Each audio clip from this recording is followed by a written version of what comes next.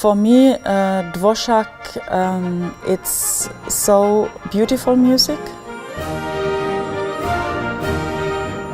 And so wonderful music that expresses also the feelings of these characters in the opera. I mean, you can hear also a bit of a Wagnerian stuff, and it's yeah, he stands like in between this kind of Wagnerian Strauss big tradition, and yeah, it's Rusalka is something special to play on stage, because she's not a human being, but she wants to become a human being. So you have to find also this kind of different kinds of colors.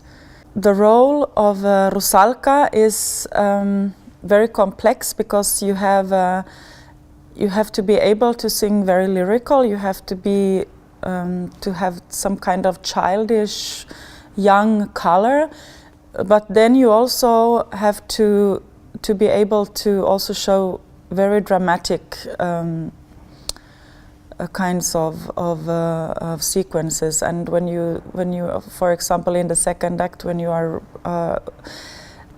have noticed that everything has gone wrong, you don't see a chance to remain with the prince, and he's not faithful to you, and you want to come back to your family, but you know it's also not possible, because they warned you. They said it's not possible.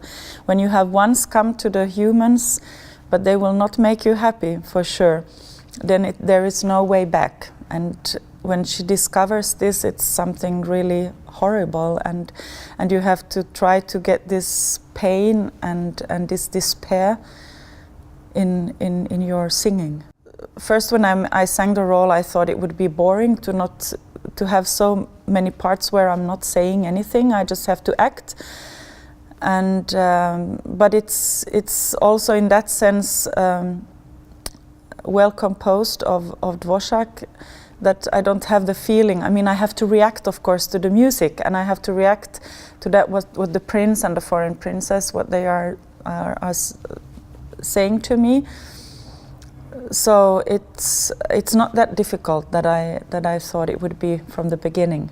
This production of Robert Carsen is a bit different from the other ones that I've done. First, it is a very beautiful production. It's very impressive because it's huge staging, and I've never experienced any other theater where it's possible to change the pictures in this way.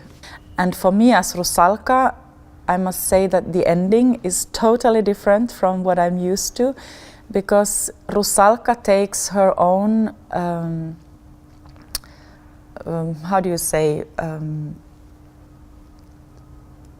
destiny in her own hands, and decides she wants to change something. Not the other people around her are doing this. So it's a bit like the transition from a child, a teenager who wants to become adult, and she doesn't want to listen anymore to what all the people around her are telling her to do. I mean, we are always in our lives, we are taking advice from left and right, from our parents, from our teachers, from our friends, and so it's very human in a way, but she decides herself to take her that is left of her life to a direction that she thinks is good for her.